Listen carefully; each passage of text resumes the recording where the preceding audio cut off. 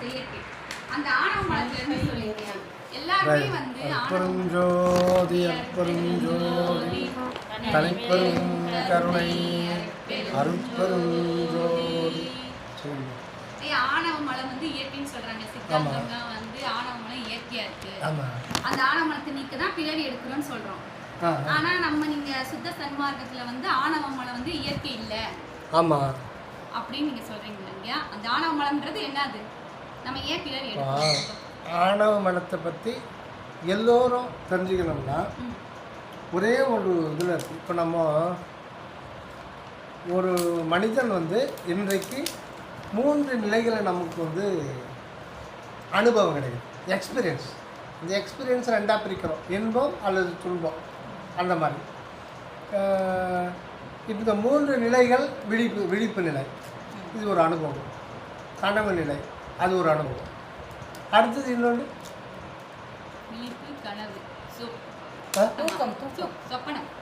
புரியல. சொப்பனம்னால கனவுனாலும் சொப்பனம் வடமொழி, தமிழ் மொழியில் வந்து கனவு. அடுத்தது போகிறோமே என்ன போகிறோம்? அது துரியம். டெய்லி நாம் போகிறோம் 3 இடத்துல 3 வகையான அனுபவத்தை நம்ம பெறுறோம். நீங்கள் யோசனையே பண்ண கூடாது. நம்ம குழுவில் வந்து 3 வருஷமாக இருக்கீங்க. நீங்கள் எப்படி பப்ளிக் கொண்டு போக போகிறீங்க சொல்லுங்க. விழிப்பு நிலை, கனவு நிலை. விழிப்பு நிலை இப்போ நம்ம விழிச்சுட்டு இருக்கோம். கனவு நிலை.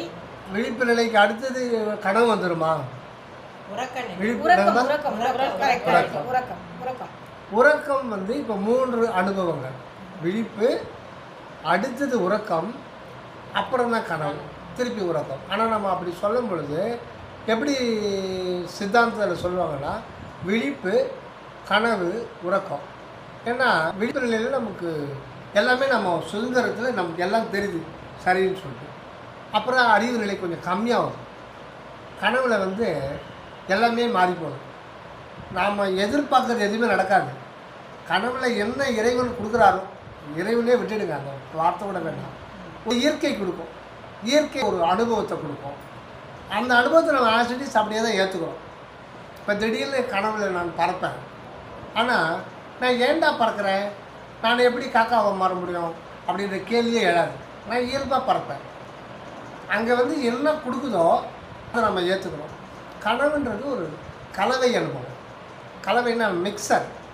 ஏற்கனவே நம்ம இது வரையில் பிறந்ததுலேருந்து இது வரையில் என்னென்ன அனுபவிச்சுக்கிறோமோ அது மூளையிலையும் பதியும், ஆழ் மனசுலேயும் பதியும், ஆன்மாவிலையும் பதியும். இது எந்தெந்த அளவுக்கு உள்ளேருந்து வருதுன்னு நம்ம சொல்ல முடியாது. அது இயற்கை எடுத்துக்கிட்டு புதுசாக ஒன்று மிக்ஸ் பண்ணுவாங்க. புதிய நபர் ஒரு புது வீட்டுக்கு போவோம், அந்த புதிய நபரை பார்ப்போம். அவன் யார், நம்ம ஏன் பார்க்குறோம், அந்த கேள்வி அவர்கிட்ட என்ன பேசுவோம். இந்த மாதிரி கனவு வித்தியாசம். இது ஒரு கலவை அனுபவம். ஆனால் என்ன இது பண்ணாலும் அது நமக்கு ஒரு பாடத்தை கற்றுக்கணும்னு நமக்கு தெரியாது. அது ஆன்மாவுக்கான பாடம். திடீர்னு கனவுல பயப்படுவோம், ரொம்ப நேரம் கனவு கண்டு துக்கப்படுவோம். அந்த மாதிரி வித்தியாசமான வரும். சில பயங்கரமான கனவு வந்து இதையும் டப்பு டப்பு தான் அனுப்பிவிடும்.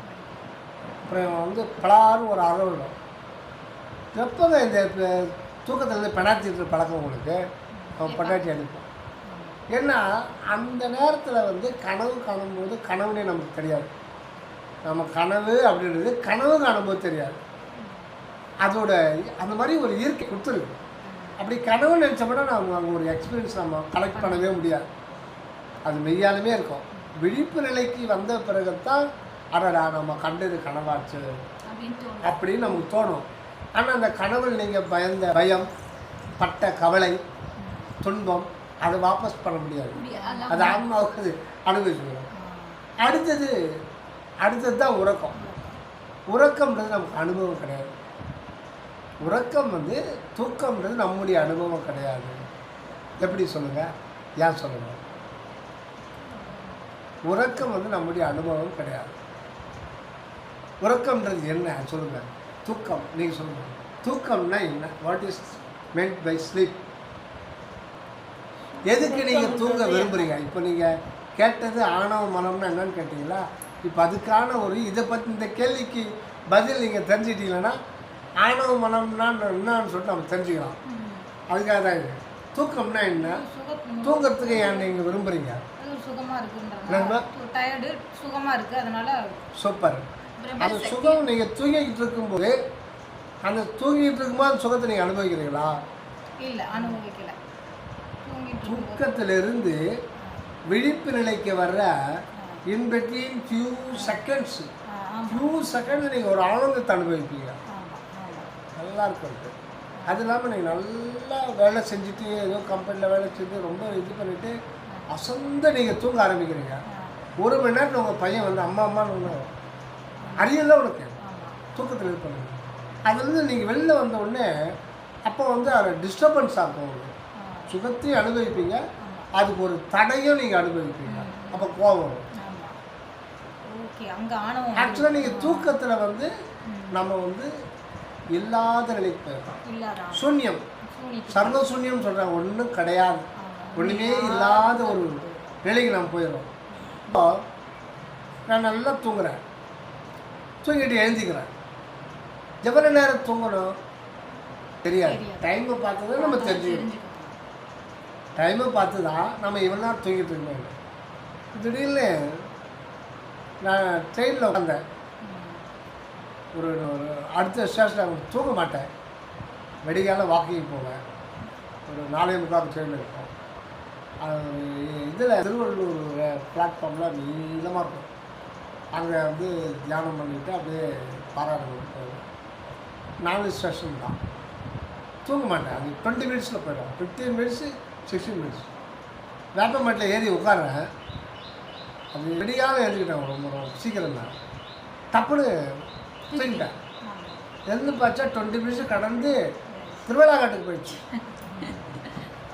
35 மினிட்ஸ் ஜேர்னி போயிடுச்சு. எனக்கு தெரியாது, எந்த ஸ்டேஷன் தெரியலையே, ரொம்ப நேரம் போய் நினச்சேன். அப்புறம் மற்ற 30 நிமிஷம் தூங்கிட்டேன். ஆனால் எனக்கு இல்லை, நம்ம இப்போ தானே உட்காந்து இறங்க போகிறோட்டே 1/2 மணி நேரம் போயிட்டு இருக்கேன். அப்போ நம்ம டைமை பார்த்தா அப்புறம் தான் 1/2 மணி நேரம் தூங்கிட்டு இருக்கோம். சொல்லுவேன், வா கொஞ்ச நேரம் இருப்பா. டிரைவர் சொல்லுவாங்க, போனேன் சார் ஃபுல்லாக டயர்டாகிட்டேன், 5 நிமிஷம் நீங்கள் பேசிக்கிட்டே இருங்க, 5 நிமிஷம் நான் தூங்கினா கொஞ்சம் ஃப்ரெஷ்ஷாக இருப்பேன். அடுத்தது 50 கிலோமீட்டர் போகணும், திண்டிவனம் போகணும். போயிட்டு சும்மா தான் படுப்பான். இவங்க ஃபோன் பண்ணிப்பான். அவன் தூக்கத்தில் ஃபோனே எடுக்க மாட்டான். 2-3 மணி நேரம் இதாகிடும். அப்புறம் அதை எடுத்து பார்த்தா 3 மணி நேரம் 2 மணி நேரம் ஆகும். படுத்த பணமாகிட்டான்.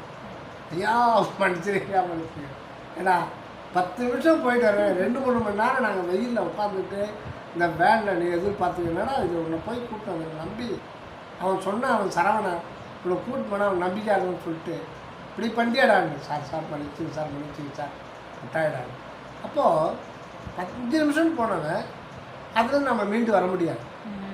இயற்கையாக உங்களை எழுப்பினா தான் அது ஒரு மரணம் மாதிரி தான். செத்தவன் திருப்பி எழுதுவானா? ஆண்டாண்டு காலம் அழுது பிறந்தாலும் மாண்டார் மீண்டு எழுதுவோம். அதே தான் வந்து தூக்கம். சில பேர் தூக்கத்திலே போயிடுவோம். இந்த புண்ணியம் நல்ல புண்ணியம் தூக்கத்திலே போயிட்டாங்க. நாங்கள் பாரு கையை வச்சு காலை வச்சு கையை கொடுத்துட்டு ஆஸ்பத்திரிக்கு எதுக்கும் போய் அழுதுகிட்டு இருக்கேன். தூக்கத்திலே போயிட்டு சார்ஜ் கம்மியாயிட்டா தூங்குனா சார்ஜ் ஏற மாதிரி அப்படின்னு சொல்றாங்க. எப்படிமா பிரபஞ்ச சக்தி உடம்புல சார்ஜ் கொஞ்சம் சக்தி கம்மியாயிடுச்சுனா தூங்கின உடனே கொஞ்சம் அந்த எனர்ஜி வந்து இதாயிருமா, மறுபடியும் சார்ஜ் ஏறிடும். ஆமா, தூக்கத்துல இருந்து நமக்கு எனர்ஜி கிடைக்கும். ஏன் இப்போ நம்ம எல்லாம் மினரல்ஸ் விட்டமின்ஸ் எல்லாத்தையும் போட்டு சாப்பிட்றோம். காலையில் சாப்பிட்டோம் நல்லா விட்டமின் சத்தான பொருள் காய்கறிலாம் போட்டோம். காலை மதியம் இரவு நைட்டு தூக்கம் இல்லைன்னா அவ்வளோ பொருள் நீங்கள் சாப்பிட்டாலும் ஜீரண சக்தி ஆகாது, ரத்தத்தை சரியாக அப்டேக் ஆகாது. ஏன்னா அது வெறும் தூக்கம்தான், இலவசமாக தான் கிடைக்குது. ஆனால் அது இல்லைன்னா எல்லா ஆர்கான்ஸும் தகராறு பண்ண ஆரம்பிச்சோம். இன்னொன்று தூங்கி எழுந்தால் ஆற்றல், நல்ல ஆற்றல் கிடைக்கும். தூங்கி எழுந்தால் அது ஒரு ஆற்றல் கிடைக்கும். சரி, இப்போ தூக்கத்தை பற்றி இது பண்ணுறோம். இன்னொன்று ஒரு வருஷம் குழந்தை பாருங்கள், நல்லா தூங்கிடும். காலையில் எழுந்து நிற்க வச்சா நிற்கிறேன். பார்த்துருக்கீங்க, நோட் பண்ணியிருக்கீங்களா?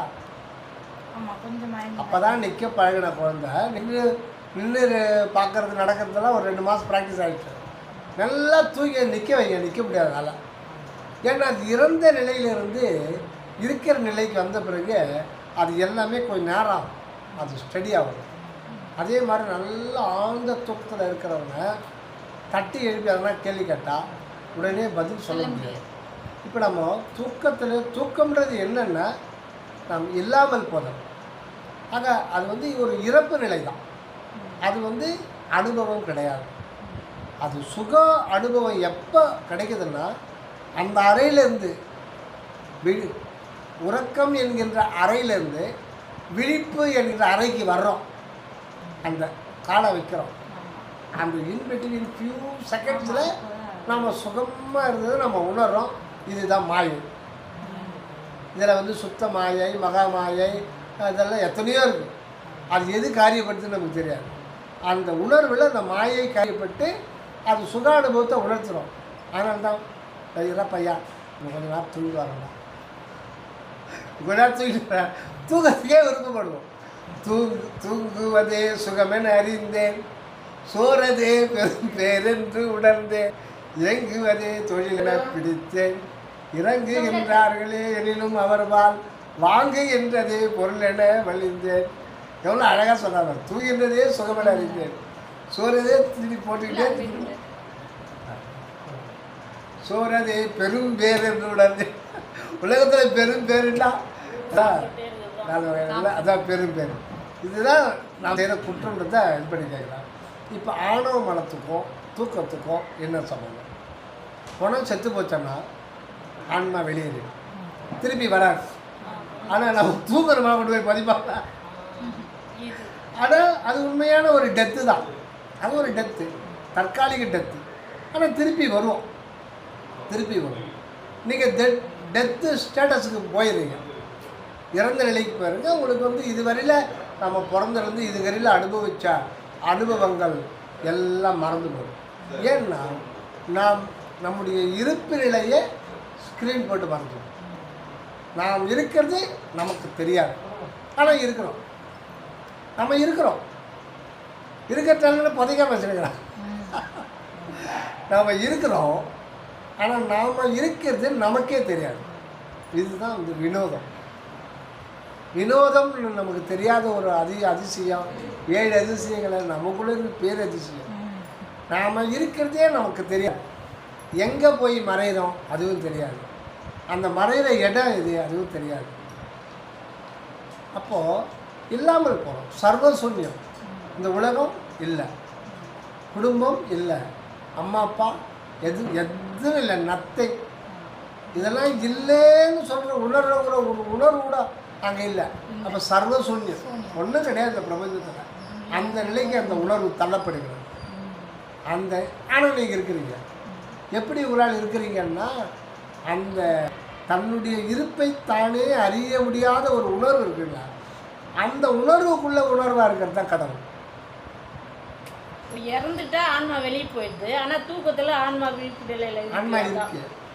அந்த உணர்வுக்கு உள்ள உணர்வு அது துரியாதீத நிலையில் அது ஒரு உணர்வுக்குள்ள எல்லா உணர்வுக்குள்ள அது விழிப்புணர்வோடு பிரபஞ்சத்தை ஈகிட்டு இருக்கு. அது உணர்வோடு இருக்கிறதுனால்தான் நல்லா தூக்கிட்டு இருக்கு. ஆழ்ந்த உலகத்தில் ஒரு தேல் ஏறுது, ஆட்டோமேட்டிக்காக அது போகுது. உள்ளே இருக்கிற உணர்வு இந்த பாடி ஆர்கன்ஸ் எல்லாம் கண்ட்ரோலில் வச்சுக்கணும். அது கண்ட்ரோலில் வச்சுட்டு இல்லை. அப்படி இல்லைன்னா உலகமே இல்லாமல் போயிடும். சத்து தூக்க போனவங்க சத்துன்னு தூங்கவே முடியாது. மனித இனம் தூங்கவே முடியாது. அது விழிப்புணர்வு இருக்கிறதுனால அதை எப்போ விழிப்புணர்வை கொண்டு வரணுன்றது அந்த உணர்வுக்கு தெரியும். அடுத்தது புறத்தைய விழிப்பு நிலையிலே இருக்குது. அந்த உள்ளே இருக்கிற உள்ளொளி தான் இந்த உடலாகவும் இருக்குது. இந்த உடலாக கூட ஆகியிருக்கு. இந்த உடலை இயக்கிக்கிட்டே இருக்கார். நம்ம தூங்க போயிட்டோம், நமக்கு உடம்பு இருக்குதா ஒன்றும் தெரியாது. ஆனால் இதையும் இயங்கிட்டுருக்கே இருக்க. இதை இயங்குது, நுரையில் சுவாசிக்குது, செல்கள் எல்லாம் அதுவும் கோடிக்கணக்கான ப்ராசஸ் நடந்துக்கிட்டே இருக்கு. இதெல்லாம் யார் செய்யறது? அங்கே உள்ள ஐந்தொழில் நடராஜர் செஞ்சிட்ருக்கார். சதா சர்வ கதா காலமும் அதை செஞ்சுக்கிட்டே இருக்கார். அவர் செய்கிறதெல்லாம் பார்த்தா உள்ளே இன்னும் நடக்குது நிகழ்ச்சின்னா அது ஒரு சயின்டிஸ்ட்டு கேட்டால் அது முடியாதுங்க. ஒரு 200-300 லாரி அந்த ஜீவன் வந்து இந்த கோமா ஸ்டேஜுக்கு போயிடுறாங்களா? ஐயா கோமா ஸ்டேஜ் அதுவும் உண்டு. ஆனால் வந்து அதில் திருப்பி வருவாங்கன்னு நிச்சயம் கிடையாது. தெரியல, அவங்களுக்கு என்ன நடக்குன்னே தெரியாது. ஆனால் அது வந்து அந்த ஆன்மா விழிப்பு நிலை இருக்கும். அதே தூக்கம், இதே தூக்கம் தான் அதுவும் தூக்கம். ஆனால் அது வந்து அது ஒரு வினை பயன். இது வந்து தொட்டாலே எந்திரிக்கும், அது வந்து எந்திரிக்க வித்தியாசம். அது இறைவனுடைய செயல். அவரு அந்த உணர்வு கொடுத்தாதான். நீங்கள் பாடியில் தொட அவனுக்கு போகாது அந்த மாதிரி. அப்போ இறைவன் வந்து கொஞ்சம் இது பண்ணாருனாக்கா நம்மளை கோமா செயலி கொண்டு போகலாம். அவரோட கருணையால் தான் நம்ம தூங்குறதோ எந்திரிக்கிறதோ எல்லாமே. ஆணவம்ன்றது அதுதான், நம்முடைய இருப்பை நாம் அறியாத நிலையில் இருக்கிற ஒரு நிலை தான் ஆணவம். அந்த நிலையில் தான் நம்ம ஆதியில் இருந்தோம். அதாவது பல கோடி கோடி கோடி யுகங்களுக்கு முன்னாடி எப்பவும் இருக்கிறவங்க தான் நாம். ஆனால் அதுக்குள்ள விழிப்புணர்வோடு இருக்கிறது தான், அந்த உணர்வுக்கு உணர்வாக இருப்பவர் தான் ஆண்டவர். அதுதான் ஒரு அன்பு தத்துவம். அது இருந்து எல்லாத்தையும் கிட்டோம். இது ஏன் இதெல்லாம் செஞ்சுட்டு இருக்கிறது? அனுபவம். புரியல. அனுபவம். ஏன் அதுக்கு அனுபவம்? அனுபவம் இல்லாமல் இருக்கிறது ஒண்ணுமே இருக்காது. அனுபவம் இல்லைன்னா ஒண்ணுமே இருக்காது. அனுபவம் இல்லைன்னா கடவுள் உண்மை முதல்ல எங்கே இருக்குது நம்ம பார்த்துக்கணும். இந்த வெட்டவெளி இருக்கு, இந்த வெட்டவெளி. இப்போ இந்த பொருள் இருக்கும், இந்த பொருள் இது ஒரு ஸ்பேஸ் ஆக்குபை பண்ணிடுச்சு. இது ஒரு ஸ்பேஸ் ஆக்குபை பண்ணுது. இப்போ காலியாக இருந்தது, இப்போ ஸ்பேஸ் இங்கே ஆக்குபை பண்ணுது. இங்கே ஆக்குபை பண்ணும்போது ஒரு விலகம். என்ன விலகம்? காற்று. காற்று விலகிடும். காற்று விலகினாதான் இது வந்து நீங்கள் கொண்டு வரும்போது இப்படியே காற்று விலகிட்டே இருக்குது. அது விலகினாதான் இது அங்கே உட்கார முடியும். இன்னொன்று விலகவே விலகாது. இப்போ இது வைக்கலை, இந்த இடத்துல காற்றும் இருக்குது. வேறு என்னென்ன இருக்குது இந்த இடத்துல? இதை விட்டுடுங்க. இந்த இடத்துல வேற என்னென்ன இருக்கு? ஸ்பேஸ். ஸ்பேஸ் வேற. எலக்ட்ரோ மேக்னெட்டிக் ஃபீல்டு ஃபுல்லாக இருக்கு. உள்ள வந்து பல கோடிக்கணக்கான நாடகங்கள், சினிமாக்கள்லாம் போயிட்டுருக்கு. பல கோடிக்கணக்கான நிகழ்ச்சிகள் போயிட்டே இருக்காங்க. அது கடத்திக்கிட்டே இருக்கு. நம்ம இதை இது பண்ணோம்னா அதை நம்ம இது பண்ணலாம். அமெரிக்காவில் வந்து இங்கே போயிட்டே இருக்கோம். இது வந்து எலக்ட்ரோ மேக்னெட்டிக் ஃபீல்டுன்றது ஆகாயம் என்றும் உள்ளது, எலக்ட்ரோ மேக்னெட்டிக் ஃபீல்டு வந்து என்றும் உள்ளது. அந்த ஆகாயம்ன்றது கூட தனித்தனி அணுக்களால் ஆகும். இந்த ஸ்பேஸ் ஒதுங்கவே ஒதுங்காது. நீங்கள் கொண்டு வச்சா இது ஒதுங்கும், காற்று ஒதுங்கும். மின்காந்த அலை இயக்கமோ அந்த வெட்ட வெளியும் ஒதுங்கவே ஒதுங்காது. ஏன்னா அது அறிவு சம்மந்தப்பட்டது. அதுதான் பூதாகாசம் சொல்லுது. அந்த பூதாகாசத்துக்கு உள்ளதான் இறைவன் இருக்கார். இப்போது எத்தனை சமயங்கள், எத்தனை மதங்கள், இந்த சமயங்களும் மதங்களும் மனிதனை எந்த அளவுக்கு பண்படுத்தியது. ஒரு மதம் இருக்குன்னா மனிதனை பண்படுத்துறது வருது. ஆனால் எந்த அளவுக்கு பண்படுத்துது அப்படின்னு நமக்கு தெரில, எந்த அளவுக்கு சொன்னாங்க. ஆனால் மனித குலத்தை துண்டு துண்டு துண்டு துண்டு ஆக்கி விரோதத்தை வளர்த்து ஒருத்தனை அடிச்சு சாவிடான்ற வேலையை கரெக்டாக செஞ்சிச்சு. இந்த சமய மதங்கள் வந்து அந்த வேலையை பக்காவாக செஞ்சிச்சு. துண்டு துண்டு கூரை போட்டு ஒரு படத்தில் செந்தில் கவுண்டமணி ஒரு கவுண்டமணி இசை ஞானி. அதில் கவுண்டமணி இசை கற்றுக்கிறதுக்கு ஒருத்தர் கூட்டு வரோம். அது ஒரு இசை சொல்லுவான். இவன் அந்த வெட்டு கட்டியோட வருவான். இப்படிப்பட்டு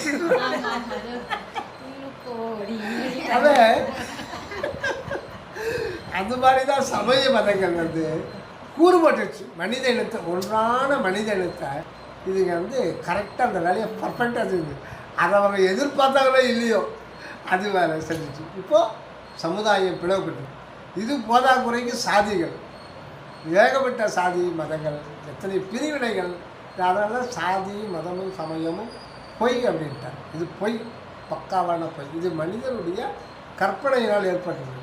ஆக பண்படுத்தியது அது எந்த அளவுக்கு தெரியாது, அது அவங்க தான் தெரியும். ஆனால் இந்த பிரபஞ்சத்தை புண்படுத்தி விட்டது எல்லாம். பிரபஞ்சத்துக்கு அதுக்குன்னு ஒரு விஷயம் புண்படுத்தி விட்டது. அதனால தான் இந்த இயற்கை சீற்றம்.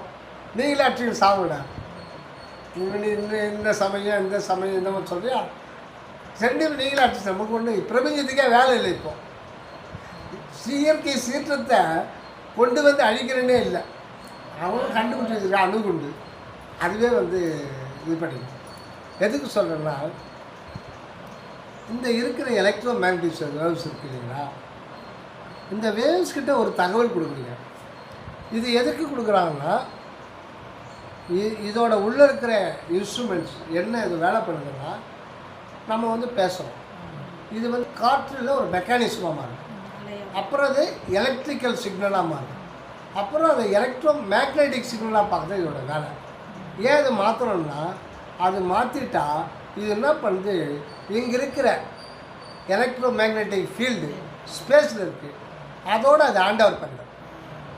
இந்த இடத்துல நீங்கள் ஹேண்ட் ஓவர் பண்ணிட்டீங்கன்னா அது எத்தனை கோடி கோடி கோடி மைல் ஆனாலும் போயிட்டே இருக்கும். ஏன்னா அது ஒன்றே ஒன்று தான், அகண்டமே வியாபித்தது. இப்போ நம்ம ஜூம் மீட்டிங் நடத்துகிறோம், ஜெர்மனியில் இருக்கிறவங்களும் பேசலாம், அமெரிக்காவில் இருக்கிறவங்க பேசலாம், ஜூம் மீட்டிங்கில் எங்கே இருக்கிறவங்களும் பேசலாம். அது ஒரு செகண்டுக்கு 3 லட்சம் கிலோமீட்டர் வேகத்தில் இது பரவுது. ஆனால் டவர் வச்சுருக்கா, இதுக்கு சேட்டலைட்டில் எதுக்குன்னா அது என்ன ஒன்றா பூஸ்ட் பண்ணி காமிக்கிற வேலை, வேறு ஒன்றும் இல்லை. கிளாரிட்டியாக இருக்கும், நல்ல கிளாரிட்டிக்காக இருக்கு. தவிர இந்த எலக்ட்ரோ மேக்னெட் எல்லா வேலையும் அது பண்ணிடுது. செவ்வாய் கிரகத்துக்கு செயற்கைக்கோள் அனுப்புகிறோம், எத்தனையோ கோடி மைலுக்கு அப்புறம் இருக்குது. செயற்கைக்கோள் இறக்கணும் ஒன்று, அது வந்து அந்த செவ்வாய் மண்டல இருக்கிற ஃபோட்டோ எடுக்கணும். அதுக்கு என்ன பண்ணுறான், ரோபோ வெளியில் வரைக்கணும். ரோபோ வெளியில் இருக்கிறது இங்கேருந்து கமெண்ட் கொடுக்குறான், ஒயர்லையாக இருக்கிற அவனத்தோட வேணும். இங்கே ஹேண்ட் ஓவர் பண்ணிட்டான்னா அந்த எலக்ட்ரான் அந்த செய்தியை அப்படியே கொண்டு போயிடும். ஆனால் ஒரு 10 நிமிஷம் ஆகலாம், அரை மணி நேரம் ஆகலாம். ஏன்னா அது ஒரு செகண்டுக்கு 3 கிலோமீட்டர் ஆகத்தில் தான் 3 லட்சம் கிலோமீட்டர் ஆகும். எத்தனையோ கோடி வேணும், 10 நிமிஷம் கூட ஆகும். அது போய் சேர்ந்த உடனே அந்த சிக்னலை அது மெக்கானிக்கல் சிக்னலாக மாற்றி அது அதுக்கேற்ற கம்ப்யூட்டர் செட்டுனா அது அந்த ரோபோ கீழே இறங்கும், மறுபடியும் சிக்னல் கொடுப்போம். வடமேற்கு பக்கம் போது ஒரு ஃபோட்டோ எடுக்கும், அது ஃபோட்டோ எடுக்கும். அங்கே இதெல்லாம் எது செய்கிறது, எலக்ட்ரோ மேக்னெட்டிக் வேவ்ஸ் இயற்கையில் உள்ள ஒரு சக்தி களம். இதை இவன் கண்டுபிடிக்கல, நான் தான் கண்டுபிடிச்சேன், நான் தான் இவன் கண்டுகொண்டான் அப்படி வேணால் சொல்லலாம். இவ்வளோ நாள் கண்டுகொள்ளவில்லை, அது என்றும் உள்ளது அப்படின்னு ஒன்று இருக்குன்னு இவன் கண்டுகொண்டான் அப்படி வேணால் சொல்லலாம். அது சரியா இல்லையான்னு தெரில. ஆக இது பாருங்கள், எல்லாமே ஒன்று தான். இதில் பேதம் இருக்கா? அமெரிக்காவில் இருக்கிற எலக்ட்ரோ மேக்னட்டிக்ஸ் வேறுன்னு சொல்ல முடியுமா? செவ்வாய் இருக்கிற வேறு சொல்ல முடியுமா? இதில் என்னென்னா அது ஒரு குறிப்பிட்ட ஒரு எப்படி ஒளி துகள்னு சொல்கிறோம், ஒளி துகள் இது மாதிரி, இது வந்து வேவ் துகள் சொல்லலாம். அது ஒரு இது இருக்குது, அடுத்தடுத்து அதை ஹேண்ட் ஓவர் பண்ணிகிட்டே இருக்குது. அது ஒரு துகள் அலைகள் தான், அது போயிட்டே இருக்கு. ஆக இது எல்லாமே பிரபஞ்சம் பார்த்தீங்கன்னா ஒன்றா தானே இருக்கு. நீங்கள் இங்கே அனுப்பிச்சது இங்கே மட்டும் இல்லை, அது போயிட்டே தான் இருக்கும். அடுத்த ஒளியாண்டுகள் கூட போகும், 10,000 ஒளியாண்டு போயிட்டு தான் இருக்கும். ஆனால் அது வந்து அருகி போயிடும், ஆனால் அந்த மெசேஜ் போயிட்டு தான் இருக்கும். அங்கே வந்து ஒரு 1,00,000 வருடங்கள் கழித்து அங்கே ஒருத்தன் இந்த மாதிரி கண்டுபிடிச்சான்னா இனி நடக்கலாம். இந்த சிக்னல் நாம் அனுப்புறது அங்கே கேட்கும், எங்கேயோ இருக்கிறவங்களுக்கு கேட்கும். இது எப்படி பார்க்கும்போது மொத்தமே ஒன்று அப்படின்ற ஒரு நிலை தான் வருது. அப்போ இதெல்லாம் இந்த எலக்ட்ரோ மேக்னட்டிக்ஸ் இடம் கொடுத்துருப்பது ஸ்பேஸ். இந்த ஸ்பேஸுக்கு உள்ளே இருக்கிறது தான் அன்பு தத்துவம். அது முழுமையாக உண்டு, அதுலேருந்து வந்தது தான் எல்லா பிரபஞ்சமும். சரி, அது பாட்டுக்கு அது இருக்க வேண்டியது தானே. சிவன் பாட்டுக்கு சிவனேன்னு இருந்தான்னா நீ ஏன் சிவனேன்னு இருந்து என்ன சொல்கிற? சிவனே நீ சிவனேன்னு இருந்துட்டே எனக்கு ஒன்றும் பிரச்சனை இல்லையா? இது என்ன படிச்சுட்ட இந்த உலகத்தில் இவ்வளோ கஷ்டப்படுற, நீ பாட்டுக்கு ஆனந்த நடனம் பண்ணிக்கிட்டு இருக்க. நான் எங்கள் ஆட்டக்காரருக்கு வாழ்க்கையில் 3 வேளை பசி எடுக்க வச்சுட்டேன், பசிக்கு அடைய விட்டேன், என்ன பண்ணுறது? அப்போ என்னென்னா அந்த அன்பு தத்துவம் அதை தான் வள்ளலார் வந்து அது ஒரு அன்பு இருப்பு வெளி ஷார்ட்டாக சொன்னோம்னா அது எல்லாமே கிடையாது. அது முழுதும் இயற்கையில் இருக்கிற ஒரு அற்புதம் என்னன்னா ஒரு அன்பு வெளி இயற்கையில் எங்கேயும் இருக்குது. அது வந்து யாரும் படைக்கலை, அது இயற்கையாக இருக்குது. அது அனைத்தும் முழுமையாக அது விளங்கிட்டு இருக்கு. ஆனாலும் அதுக்கு வந்து அனுபவம் இல்லை. அன்பு என்கின்ற ஒரு சத்து பொருள். அதுதான் வரலாறு இயற்கை உண்மை அப்படின்றார். இயற்கை உண்மை வெளி அது எங்கேயும் இருக்காது, எல்லையே கிடையாது. ஆனால் அது ஒன்று தான். ஆனால் அங்கே அனுபவம் எக்ஸ்பீரியன்ஸ் கிடையாது. ஆக அந்த இயற்கை உண்மை வெளி அனாதியானது, என்றும் உள்ளது, எங்கும் நிறைந்தது. அதுக்கு முதலும் இல்லை, முடிவும் இல்லை. அது எங்கும் வியாபித்தது. ஆனால் அதற்கு அனுபவம் இல்லை.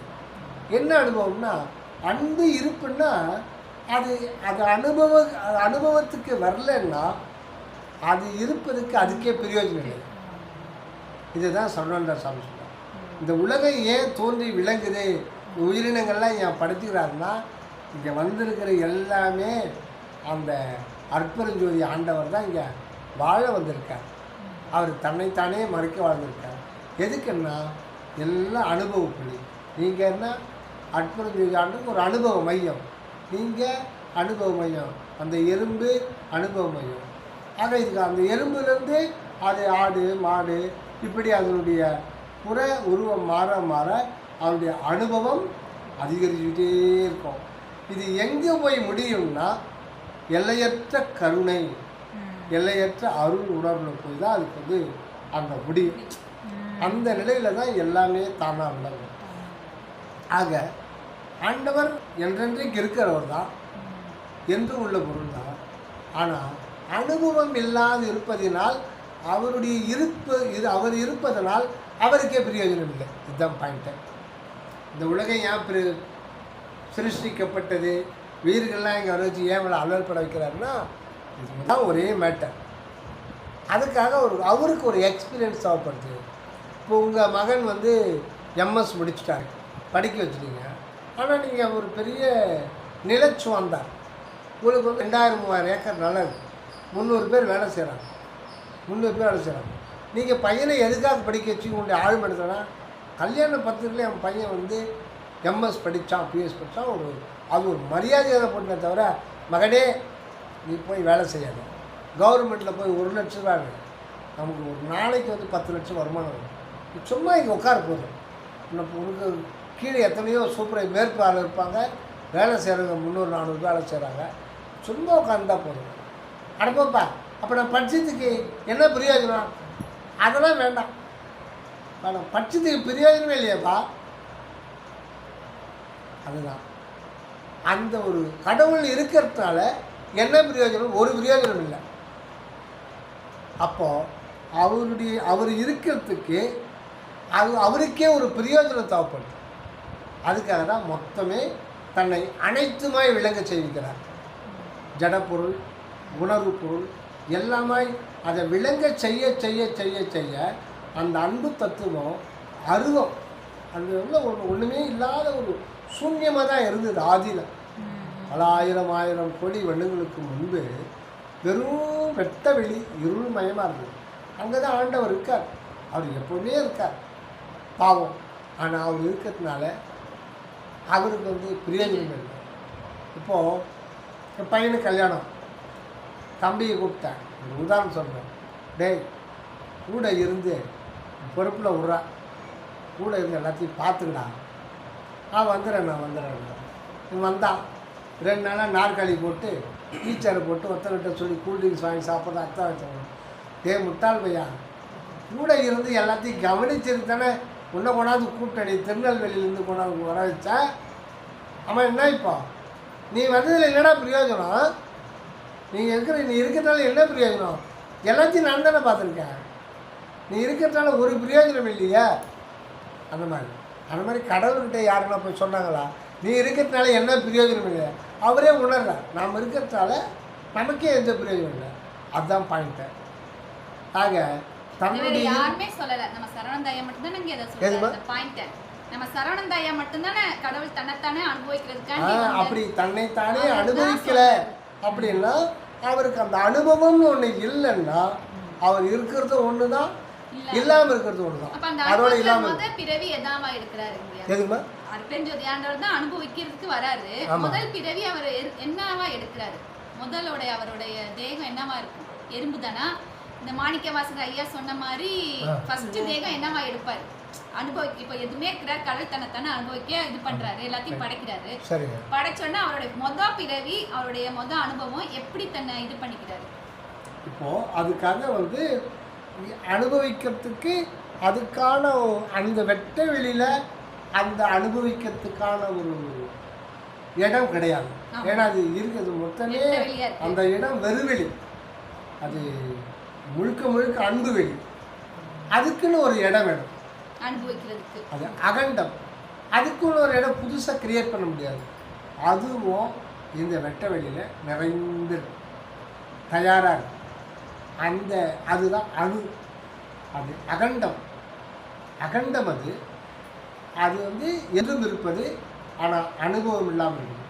ஆக இறைவன் வந்து அந்த அன்பு தத்துவத்தை அனுபவத்துக்கு வரணும். அன்பு வந்து அனுபவத்துக்கு வரணும்னா அருளாக வரணும், கருணையாக வரணும். அப்படி தான் வரும், இரக்கமாக வரும். அந்த அன்புன்றது கருணை, இரக்கம், தயவு அப்படி வரணும். அப்படி வரும்போது தான் அவருக்கு இன்பம் ஊற்றெடுக்குதான். இன்பம்ன்றது அப்போ அவருக்கு எப்போ வருதோ அப்போ தான் அதுக்கு இன்பம் ஊற்றெடுக்கும். அந்த ஒரு நிலைக்கு வந்து அதுக்குரிய இடம் வந்து அது இயற்கையிலே இருக்கிறது அணுவாடு. அணுன்னா ஒரு குண்டூசி நுனி இருக்குது பாருங்க, அதில் 50,000 ஒரு பங்கு தான் சொல்ல முடியும். அந்த மாதிரி ஒரு அணு இடம் தான் நீங்கள் நான் எல்லாம். அந்த இடத்துல ஒரு உணர்வாக இருக்கிறார், அது இயற்கையிலே இருக்குது. ஆனால் அந்த உணர்வுக்கு அனுபவம் இல்லாத காரணத்தினாலே தனது இருப்பை தானே அறிய முடியாத நிலையில் அந்த அனுபவம் அந்த ஆண்டவர் இருக்கார். தன்னைத்தானே அனுபவிக்கணும், அனுபவத்துக்கு வரணும், அதுக்கு ஒரு இடம் வேணும். அந்த இடம் இயற்கையிலே இருக்கு. பட் அது இன்னும் அதை ஆக்டிவேட் பண்ணல இறைவன். அதை ஆக்டிவேட் பண்ணல. அதுக்குள்ளே அந்த உணர்வுக்குள்ள உணர்வாக இருக்கிறார். அதை ஆக்டிவேட் பண்ணும் பொழுது என்ன ஆகுதுன்னா அப்போ தான் அதுக்கு வந்து ஒரு புல் உருவம் கிடைக்கும். அதை சுற்றி அது வந்து அருவமான, அது ஒரு வெளி, அனுத்துவமான வெளி. ஆண்டவர் என்றும் இருக்கிறது அகண்டமான வெளி, அது எல்லை கிடையாது. அவரே தன்னை அப்படியே சுருக்கி ஒவ்வொரு அணுவுக்குள்ளவும் தன்னை முழுமையாக சுருக்கி வச்சிருக்கார். இந்த அகண்ட முறை ஒவ்வொன்றுலேயும் அணு அடங்கியிருக்கு. இந்த வரலாறு சொல்லியிருக்காரா? கேட்கலாம் இல்லைங்களா? கேட்க மாட்டீங்களா? நீங்கள் கேட்க மாட்டேங்கிறீங்க.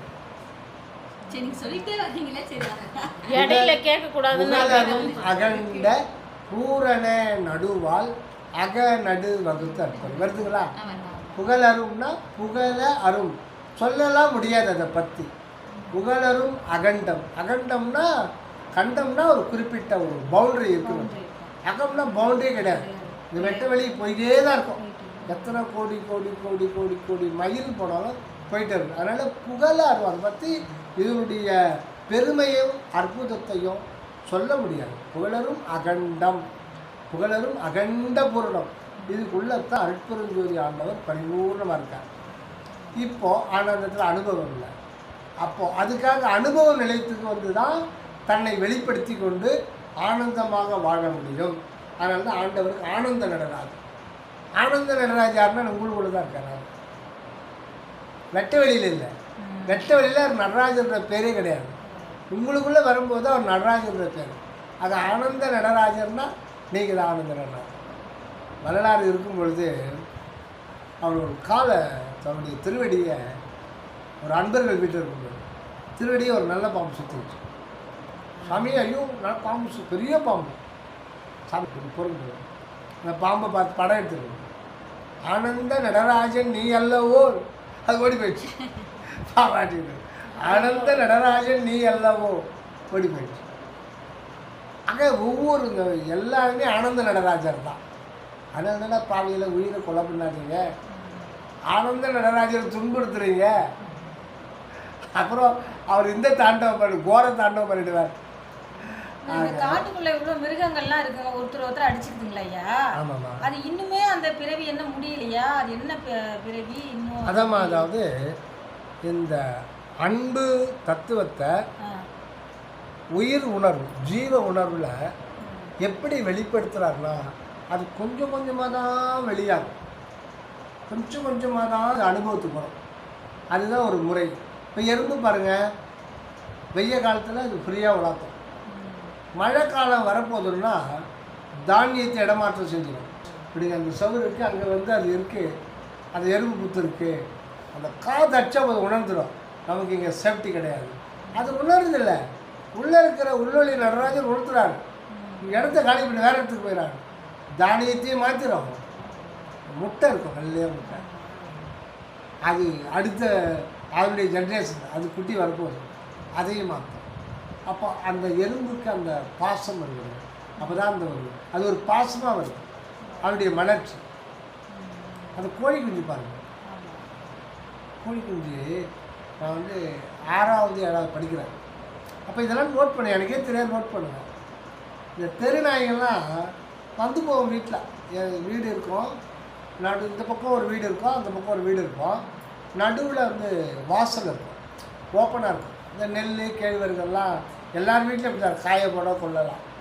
இந்த தெருநாய் பின்பக்கம் வந்து மரம்லாம் இருக்கும், சின்ன அளவுக்கு தோட்டம் இருக்கும், ஒரு முருங்கை மரம், வேப்ப மரம், இது எல்லார் வீட்லேயும் நிழலுக்கு அதுக்காது. இந்த நாய்ங்க வந்து என்ன பண்ணோம், வெளியே வந்து உள்ளே போவார் பாட்டுக்கு வரும். எல்லார் வீட்லேயும் வந்து கோழி இருக்கும், ஒரு கோழி 2 கோழி வளர்த்துட்டு இருப்பாங்க. அதை அன்பாகவே வளர்ப்பாங்க. இது தீபாவளி வந்தால் கட் பண்ணிடுவாங்க அந்த டைமுக்கு மட்டும். எங்கள் பாட்டி 2 கோழி, ஒரு கோழி 2 கோழி அப்பவுமே இருக்கும். இது நான் ஒரு ஊர் பார்க்குறேன், இந்த தெருநாயை கோழியை கவர்றதுலாம் அதுக்கு கடிச்சு சாப்பிடுவோம். ஆனால் சாப்பிட்டு என்ன பார்த்தேன், அது போய் அதை கடிக்கும். என்ன பண்ணுது, வீட்டுக்கு வந்தோடனே அந்த கோழி பார்த்து கடிக்கும். கோழி பதறி அடிச்சுக்கிட்டு வீட்டுக்கு போயிடும். கோழி குஞ்சு இதெல்லாம் பார்த்தீங்கன்னா வீட்டுக்கு பின்புற தோட்டத்தில் தான் இருக்கும், அது தெருக்கு வராது. தெரு நாய்க்கு என்ன பண்ணாங்க, கிராமத்துலலாம் அப்படியே வீட்டுக்கு நுழைஞ்சு பார்க்கோம், ஏமாந்து ஏதாவது சாப்பிட்ருவோம். கோழியை பார்த்தா அது கடிக்க போகும். நான் பார்ப்பேன் அடிக்கடிக்கு, இது ஒவ்வொரு பேர் வரும்போதும் இது அடித்து விட்டால் போதுன்னு அது போய் வீட்டுக்கு பின்னாடி போயிடும். அப்புறம் எங்கள் பாட்டியை முட்டை ஒரு 10 முட்டையை சேர்த்து இது அடைக்காக்க வச்சாங்க. கோழி குஞ்சு பறிச்சிச்சு. இது போகிறதுனால அந்த கோழி குஞ்சு போகும், பின்னாடியே போகும். இது இப்படி போச்சோன்னா அது கோழி குஞ்சு இப்படியே போகும், தாயை பார்த்து. அது எப்படி சுற்றுதோ அந்த மாதிரி சுற்றிட்டு. இந்த நாய் வந்துச்சு, ஒரு நாள் நாய் வந்துச்சு. இந்த கோழி குஞ்சு தோட்டத்துலேருந்து இந்த வாசலில் இந்த தானிய காய் பண்ணுது, இது வந்துச்சு. என்ன, இந்த கோழி குஞ்சு நாமளாக வளர்க்குறோம். தெரு நாய் அது இயற்கையில் இருக்காது, நாம் ஒன்றும் வளர்க்கலாம், அது வரும் போகும். ஆனால் கோழி குஞ்சு நம்ம கண்ட்ரோல் இருக்குது, அதனால் அது உரிமையோட வீடெல்லாம் சுத்தம், வீட்டுக்கு போகும். ஆனால் அந்த பக்கம் போகாது, தெருக்கு போயிடாது, மறந்து கூட போயிடாது.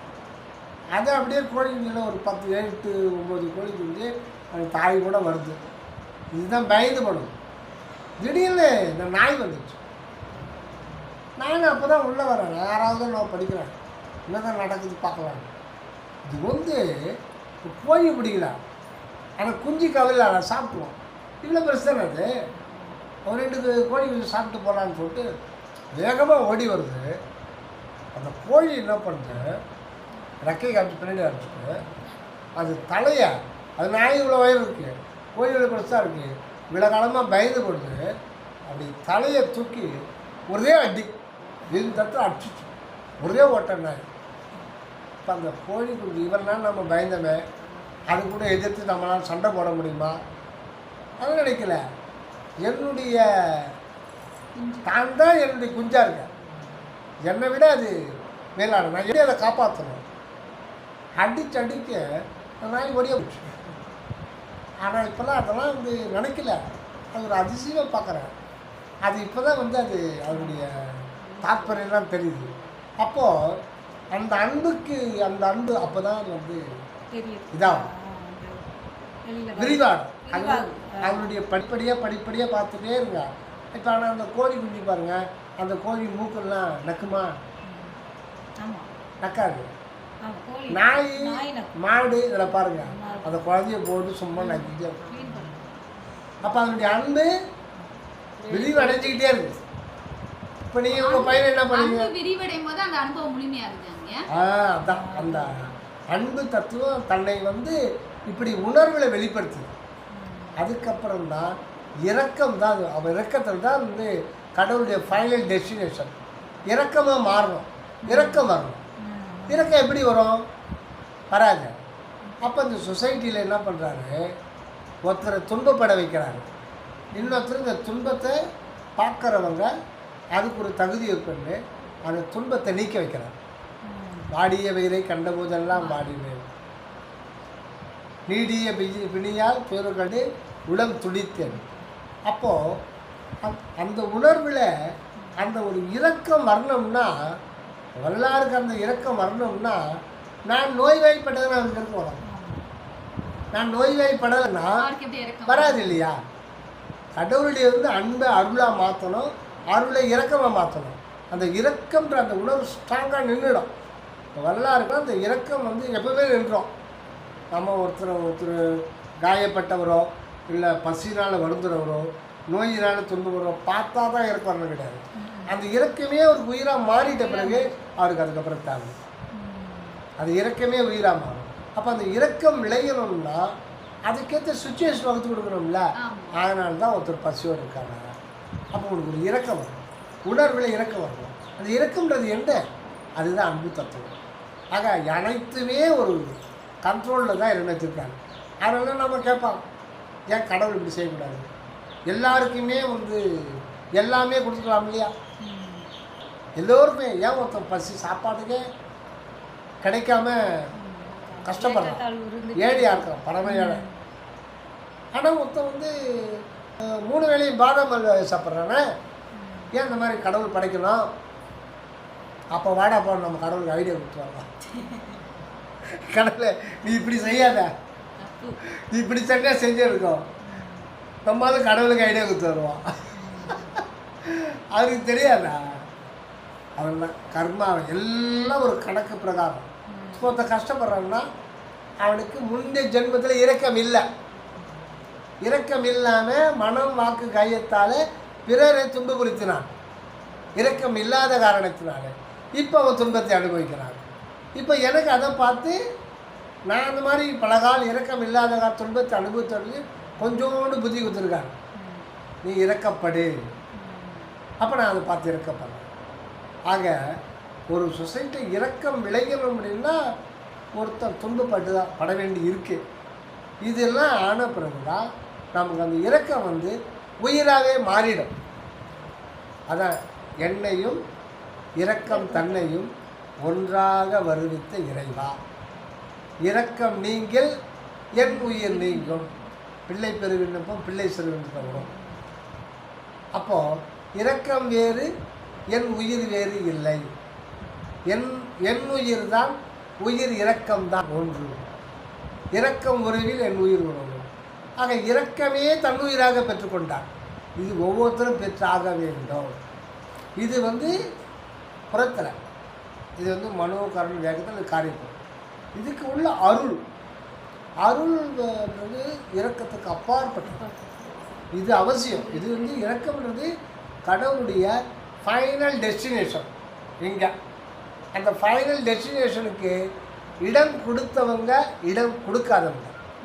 இடம் கொடுத்தவர் தான் வரலாறு. இடம் கொடுத்தாலும் முன்னேடி சமய மத ஞானிகள். ஏன் இடம் கொடுக்கல அப்படின்னா, இந்த உடல் வேண்டாம்,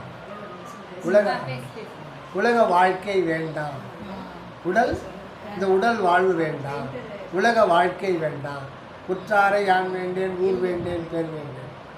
பார்த்தீங்களா? உற்றாரை யான் வேண்டேன், என்னையும் என்னோடு இத்தனை நாள் பழகிய நண்பர்களையும் உறவினர்களையும் எல்லோரையும் ஆட்கொண்டு எல்லோரும். இது எப்படி இருக்கு? எனக்கு வேண்டாம் வேண்டாம் சொன்னால் அப்போ அந்த மனுஷன் கடவுள் அங்கே இருக்கிறார் இல்லையா? அப்போ அவங்க என்ன பண்ணுவாங்க?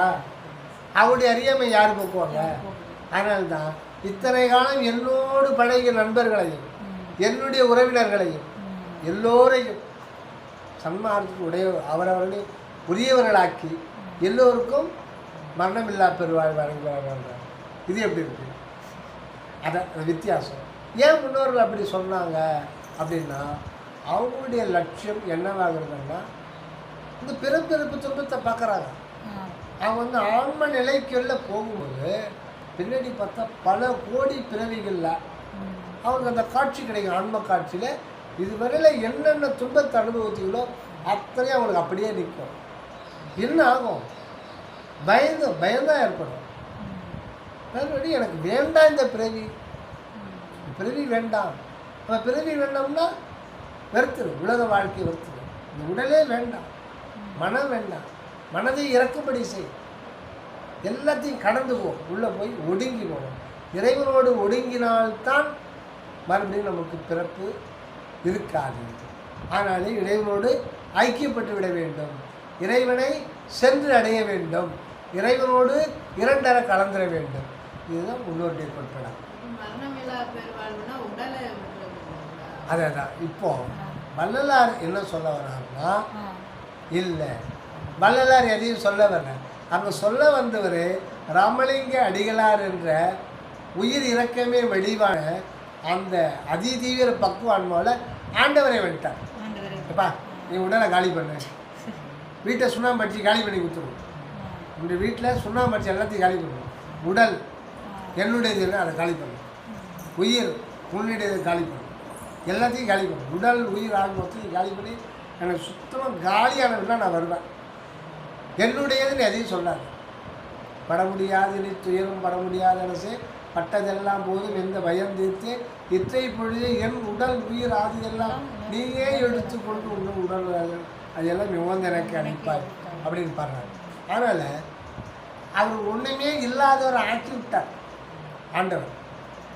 தன்னுடைய நான் எனது என்பது கூட நான் அல்ல, இறைவனே அனுபவத்தின் பொருட்டாக நான் என்ற இருப்புடன் கொண்டு இங்கு விளங்கி கொண்டு அனுபவத்தை எனது என்று ஏற்றுக்கொண்டிருக்காரே தவிர நான் என்று புதியவர் ஒருவர் இங்கு வர முடியாது. என்னை இறைவனுடைய திருவருள் சாம்ராஜ்யத்தில் வேறு ஒரு ஆள் இங்கே புதுசாக வர முடியாது. இறைவனை தானே எல்லாமா இருக்கார், அனுபவத்தில் பொருட்டாங்க. அதனால் அப்போது அங்கே வந்திருக்கிறது யாருன்னா இறைவனே வந்திருக்கார். அப்போ இறைவனே வந்து எல்லோருக்கும் பொதுவாக உலக மக்கள் உயிரிற்காக ஒரு பாட்டை போட்டார். அதுதான் ராஜபாட்டை, சுத்த சன்மார்க்கம் என்ற ராஜபாட்டை. இந்த ராஜபாட்டில் ஆண்டவரே வந்து திருவருப்பாக எழுதிட்டார். அவருக்கு வள்ளலாருன்னு சொல்லிட்டு பெயர் சொல்லிட்டாங்க. அதுதான் அங்கே ராமலிங்க அடிகளார் காணாமல் போயிட்டார். எங்கே காணாமல் போயிட்டார்? அந்த அற்பெருஞ்சோதி ஆண்டவருக்குள்ளே தன்னை கரைச்சிட்டார். அப்போ அங்கே இருக்கிறது அற்பெருஞ்சோதி ஆண்டவர் தான் வள்ளலார் வடிவில் அனைத்தையும் செய்து கொண்டிருக்கிறார். இந்த விளக்கத்தெல்லாம் கொடுக்குறது சுவாமி சரணானந்தவர். இவ்வளோ விளக்கத்தை கொடுக்குறது சுவாமி சரணானந்தவங்க. ஆக முந்தி இருந்தவங்க இந்த வாழ்வு வேண்டாம் அப்படின்னு ஒரு முடிவு பண்ணிட்டாங்க. ஆனால் ஆண்டவர் வரலாறு சொல்கிறாரு, எனக்கு வாழ்வு வேணும் அப்படின்னு தானே இங்கே வாழ வந்திருக்காரு. அப்போது இங்கே வாழ வந்திருப்பது மனிதன், அதாவது கடவுளுக்கு வேறானவன் அப்படின்னு செய்த முடிவு தவறு. தான் கடவுளுக்கு வேறாக இருப்பவன், கடவுளிலிருந்து பிரிந்திருப்பவன் என்று முன்னோர் கருதியது முதல் தவறு. இரண்டாவது தவறு சென்று அடைய வேண்டும், ஐக்கியப்பட வேண்டும் அப்படின்றது இரண்டாவது தவறு. ஆக இறைவன் தன்னுடைய ஒடுக்க நிலையிலிருந்து தன்னை விரிவுபடுத்துகின்ற பொழுதுதான் ஆன்மா, ஜீவன், மனம், உடல் அப்படின்னு ஏற்று வாழ வருகிறார். இந்த சதுரன்ற பேர், சதுரன்னா 4 பக்கம், சதுரம்னா 4 பக்கம். என்னப்பா எப்படி பார்க்காம முன்னு அந்த கோயின்சாமி அடப்பப்பா போனோம் இங்கே ஆண்டி மாதிரி இருந்தால் பாம்பேக்கு போனால் என்ன வியாபாரம் சார், ரொம்ப சதுராக வாழறோம்பா, ரொம்ப சதுராக வாழறோம்பா. சதுர பேரருள் தனி பெருந்தலைவன் என்று எதிரத் தோன்றிய என் தனி தந்தையே. சதுர பேருந்தல், சதுரராக இருக்காரா இறைவன், நிறைவு, அனைத்தும் நிறைவாக இருக்கார். அதனால்தான் இந்த சிற்றமை, இங்கே இருக்கிற சிற்றமை சொல்லும்போது இயற்கை விளக்க நிறைவாகிய சத்திய ஞான சபையின் கண்ணி இயற்கை உண்மை நிறைவாகிய அற்பெருஞ்சோதி சொருபராய் இயற்கை இன்பம் நிறைவாகிய சிவானந்த ஒருமத்தினுடைய திகையை எல்லா உயிரும் இன்பமடைதல் பொருட்டு புரிகின்ற அற்பெருஞ்சோதியானவர். இயற்கை உண்மை, இயற்கை விளக்கம், இயற்கை இன்பம் இங்கே நிறைவாகியிருக்கு. அதுதான் சத்து, சித்து, ஆனந்தம். இந்த நிறை நிலையை வந்து நீங்கள் ஆண்டவர் வந்து தன்னுடைய நிறைநிலையில் தானே அனுபவிக்கிற இடம் இங்கே தான். அவர் தான் இங்கே மனிதனாக வந்திருக்கிறார்.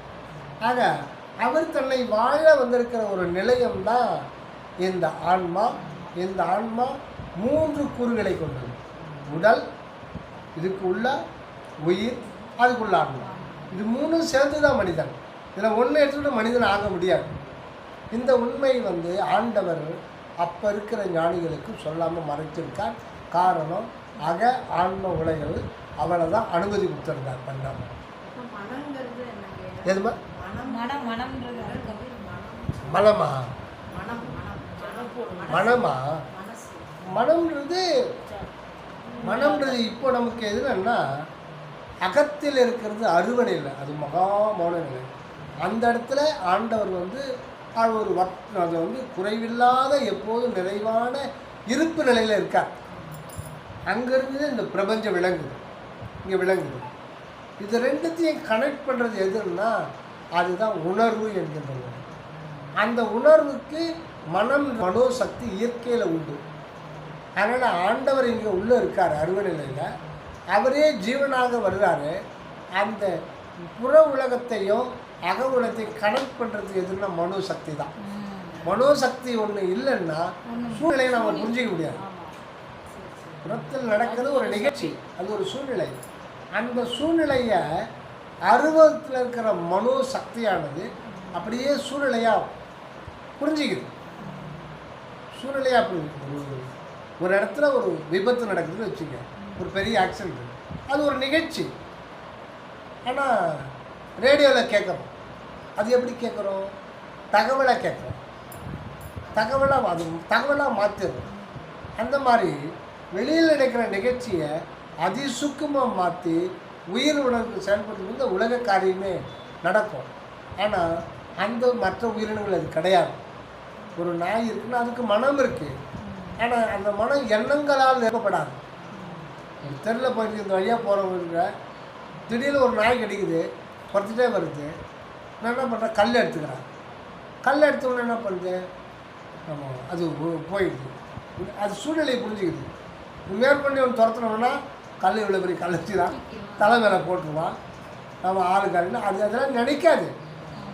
பட் சூழ்நிலை மேற்கொண்டு அவன் துரத்துனோம்னா நமக்கு உததான் விடணும். அது புரிஞ்சிக்கிற ஒரு சூழ்நிலை அந்த மனோசக்தி இயற்கையாக வரும். இந்த டைம் பீயிங் அந்த சூழ்நிலையை அது புரிஞ்சுக்கும். அவ்வளோதான், அதுக்கு மேலே ஒன்று விட. அந்த ஒவ்வொரு ஜீவராசிக்கும் அதனுடைய வாழ்வுக்கு சூழ்நிலை புரிஞ்சுக்கணும் இல்லையா? அது நிலையில் அது வாழணும் இல்லையா? அந்த நாய் வாழணும் இல்லை, அது குறிப்பிட்டு அது வாழணும்னா அந்த சூழ்நிலையை அப்பப்போ அது புரிஞ்சுக்கணும். இது நமக்கு ஆபத்து, அட்லீஸ்ட் ஒரு மினிமம் அது அதாவது அந்த ஒரு நிலையை அந்த மனது கொடுத்துட்றாங்க. அப்போது எல்லா உயிருக்கே மனம் இருக்கின்றாரு சரவணந்த சாமி. ஆனால் அது அந்தந்த உயிரினுடைய சுபாவ குணமாக இருக்குமே தவிர எண்ணம் ஓட்டம் அங்கே இருக்காது. ஆனால் நமக்கு எண்ணம் ஓட்டம் இருக்கிறதுனால எல்லாத்தையும் அனலைஸ் பண்ணணும். பிரபஞ்சத்தில் 1,00,000 ஒளியாண்டுகளுக்கு அப்புறம் இருக்கிறதெல்லாம் கூட அதை இப்போ நவீன டெலஸ்கோப் மூலம் நாசா வெளிவிட்டுருக்கு. அதை பற்றியும் ஆராய்ச்சி பண்ணுறான். எல்லாத்தையும் அதுக்கு மனம் தேவைப்படுது இல்லைங்களா? மனோசக்தி எல்லையற்ற ஒரு சக்தி. இந்த மனோசக்தி மனித தேகத்தில் எல்லாருமே கொடுத்துருக்காங்க. ஆமாம். ஆனால் அவங்க ஏன் அந்த இறை தத்துவம் இதுவை அனுபவிக்க மாட்டேங்கிறாங்க? இப்போ எல்லா மனிதராக பிறந்தாலும் இப்போ எல்லாரும் இது மாதிரி பேசுகிறாங்களா? எல்லாரும் இறைவன் அந்த அன்பு தேடுறாங்களா? ஏன் அவங்களுக்கு எது தடுக்குது? ஆகணும். ஆனால் ஏன் வரமாட்டேங்கிறாங்க? அதாவது ஒரு ப்ராசஸ், இந்த ப்ராசஸ்லாம் கடந்து போய் இனிமேல் அடி அந்த ஐயா சொன்ன அந்த கருணை நிலைக்கு வந்தாதான் இவங்களுக்கு அந்த மனதே வேலை செய்யும். ஒரு சிற்றெரும்பு கூட வரலாறு என்ன நிலை அடைஞ்சுதோ அந்த நிலை அடைஞ்சு தான் தீரணும். நம்ம அவசரப்பட முடியாது. பிறவி, இந்த மனித பிறவினாலே திரிதேக சித்தியை பெற்றுக்கொண்டு கடவுளுடைய வேலை. ஏன்னா இது நம்முடையது இல்லை எதுவுமே. அவங்க ஒரு பிறவை கடந்து தான் வரணும். ஆனால் பரிணாமத்துக்கு வந்துருச்சு. இவ்வளோ காலம் இதே இருக்காரு ஃபர்ஸ்ட் எறும்பு ஒரு அறிவு எடுக்கிறான்னு வச்சுக்கோங்க. எப்போ அந்த அனுபவம் முடிஞ்சு 2வது அறிவு அவங்க அந்த இப்போ பரிமாண வளர்ச்சியில் சொல்கிறாரு இல்லைங்க, எந்த அனுபவம் எது கிடைச்சிச்சுன்னா பிறவி முடிஞ்சு 2வது பிறவி வருவாங்க. அறிவு முடிஞ்சு 2வது அறிவுக்கு எப்போ வருவாங்க? என்ன அனுபவம் உங்களுக்கு ஃபுல்லாகணும் இல்லை? அது நம்ம புற உலகத்தில் கணக்கு போகிற கணக்கு தானே தவிர அக உலகத்தில் எல்லாமே நிகழ்காலத்தில் தான் நடக்குது. நம்ம புறத்தில் இந்த உலகியல் அனுபவத்தில் பட்டு தேடி தான் அருள் அனுபவத்தை பெற முடியும். அதுக்கு காலம் சொல்ல முடியாது. இப்போ நிறைய மரங்கள்லாம் இருக்கு இல்லைங்க, எத்தனையோ வருஷ கணக்குல அந்த மரம் வந்து ஆன்மா அங்கேயே இருக்குது. அது இன்னும் அந்த அனுபவம் எப்ப பெற்று அது அடுத்த 2வது அறிவுக்கு வரும், நான் அதை யோசிச்சுட்டே இருப்பீங்க. எப்ப அது அனுபவம் அது வந்து இப்போ புல்லுக்கு, இப்போ மனிதருக்கு அறிவு மன அறிவு இருக்கு வந்துட்டோன்னு வச்சுக்கோ, ஒரு புல்லாகி அந்த புல்லுக்கு என்ன அறிவு ஒரு அறிவு இருக்கு, அதுக்கப்புறம் வந்து ஒரு புல் ஆகுது, அப்புறம் ஒரு செடி கொடி, அப்புறமேல்ட்டு ஒரு மிருகம் நாய் யானை அந்த மாதிரி ஆகுது. இது வந்து அவங்க கேட்கறது வந்து மனித தேகம் எடுத்தவங்க தான் அடுத்த அறிவுக்கு போக முடியும். இந்த 5 அறிவுலாம் வந்து ஆட்டோமேட்டிக்கா இறைவன் வந்து அடுத்தடுத்து இப்போ இது மாத்துவாரான்னு கேட்குறாங்க. எப்ப அந்த அனுபவம் ஃபுல் ஆன பிறகு அடுத்த தேகம் உங்களுக்கு கொடுப்பாங்க. என்ன அனுபவம் உங்களுக்கு? சரவண சாமி என்ன சொல்றாங்கன்னா, இப்போ புல் இருக்கு இல்லைங்களா, அந்த புல்லுக்கு ஒரு அறிவு தொட்டா மட்டும் தெரிஞ்சுக்கும். தொட்டா செடிகள் நம்ம பார்க்குறோம். இப்போ அந்த நிலையில் அதுக்கு வந்து 2 அறிவு கொடுக்க முடியாது, கொடுத்தாலும் ஏற்றுக்காது. இது வந்து சங்கு சிப்பிக்கெல்லாம் சுவையை உணரக்கூடிய ஒரு இது உண்டு. அதை வந்து அது கொடுத்தாச்சுக்கா, அந்த தேகத்தையே அந்த ஆன்மா கொடுத்தாலும் அதுக்குரிய பக்குவ காலம் வரும்போது தான் அந்த நம்ம உணர்வுக்கு உணர்வாக இருக்கிற அந்த உள்வழி கொடுக்கும். ஆக அதனால்தான் புல் பூண்டு அந்த வகையெல்லாம் ஆலமரம், வேப்ப மரம், அரச மரம், புல் சொல்லி இதையே பல கோடி வருடங்கள் போயிட்டு தான் அது நிறைவாகிறதுக்கு, அது நிறைவாகிறதுக்கு அதுக்கு ஒரு கால நீதி அவர் வச்சிருப்பாரு. இல்ல அது என்ன அனுபவம், ஒரு உயிர் இந்த அனுபவம் பெற்றுச்சுன்னா அடுத்த அனுபவத்துக்கு வரும், என்ன அனுபவம் பெற்றுச்சுன்னா அது அனுபவத்துக்கு வரும் இல்லையா? அந்த புரியல, நீங்க கேள்வி கேட்குறீங்களா? சரி சரி சரி. இல்ல இப்ப புல்லே வச்சுக்கோங்க, புல்லு அடுத்த இதுக்கு வரணும், அது ஒரு அனுபவம் பெற்றாதான் அடுத்த ஸ்டேஜுக்கு அது போகும். என்ன அனுபவம் பெற்றுச்சுன்னா அந்த ஆன்மா வந்து அது 5 அறிவு இருக்கும். ஆண்டவர் அதுக்கு ஒரு இப்போ வந்து எல்லா மரமும் வந்து இனிப்பு சுவையை கொடுக்காது. ஒரு வாழை மரம், ஒரு மாமரம், அதுதான் இனிப்பு. அப்போ வந்து அது வந்து ஒரு புண்ணிய பலன் செய்யுது, அதுக்கேற்ற மாதிரி அதுக்கு பிறவி கொடுப்பாரு. இப்போ 8 மரம் இருக்கு, அது என்ன ஒரு புண்ணியம் பண்ணோம், அதோட இலையை காய் யாராச்சும் சாப்பிட முடியுமா? அது கிடையாது. அதுக்கு என்ன செய்வாரு, இன்னொரு பிற நீ எடு, சும்மா இவ்வளோ காலம் நீ வெட்டியா நின்றுட்டு தான் கிடக்குறேன்னு ஒரு அனுபவம், ஒரு தயவு கொடுக்குற மாட்டேங்குது. ஒவ்வொரு செடிகள்லாம் இருக்கு, அந்த செடிகளுக்கு நம்ம வந்து அடுத்த பரிமாணத்தை இந்த மனிதர்கள் தான் கொடுக்கணுமா? அது நீங்க அதை சாப்பிட்டு இயற்கையிலே நடக்குது. அது 5 அறிவு இருக்கு, இறைவனே நடத்திட்டு ஏன்னா அந்த புல்ல வந்து இந்த ஆடு மாடுகள் சீரியஸா சொல்றீங்க. மொத்தம் சொல்றேன், அசைவ பிரியர் அடே இந்த ஆடு மாடுலாம் கொல்ல வேண்டாம்னு சொல்றல, அது ரொம்ப பெருசாயிடும்டா, ஜனத்தொகை பெருசாயிடும். அதுக்கு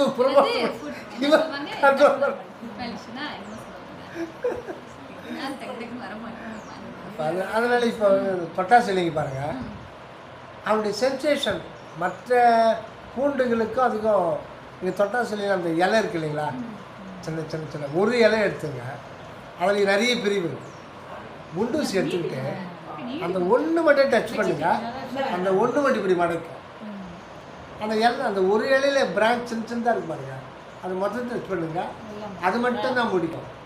தப்புன்னு ஒரு செடியாக இது பண்ணுங்க. நாங்கள் அப்படி தான் பண்ணி ஏரியில் நாங்கள் 5வது படிக்கும்போது இது 1, 2 தான் அங்கங்கே தான் இருக்கும். அதனால் எல்லாத்தையும் அது போய்ட்டு அது தொட்டால் பார்த்தா அது ஒரு இன்ட்ரெஸ்டிங்காக பார்ப்போம். ஒரு இது எடுத்து ஒரு செடி பார்ப்போம், அது இதை முடிக்கும். அப்புறம் மேடம் போனால் டெய்லி முதல்ல இது பண்ணாங்க, அந்த ஒரு இது இருக்குல்ல அதை மட்டும் தொடுவோன்னு சொல்லி செக் பண்ணுவோம், அது மட்டும்தான் மடக்கும்.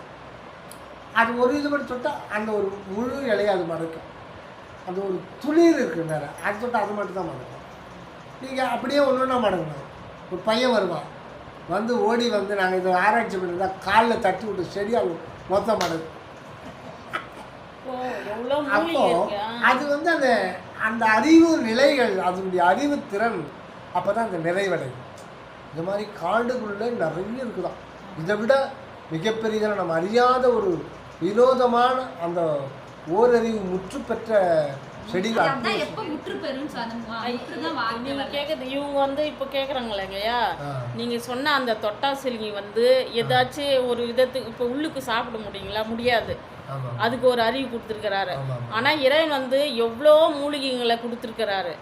இந்த மூலிகை சாப்பிட்டா இந்த நோய் குணமாகும், இந்த மூலிகை சாப்பிட்டா இது சரியாகுன்னு இருக்குது.